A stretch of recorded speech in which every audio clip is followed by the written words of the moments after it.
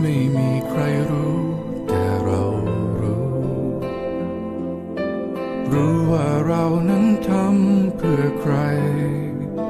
ไม่ว่าวันพรุ่งนี้มันจะเป็นเช่นไร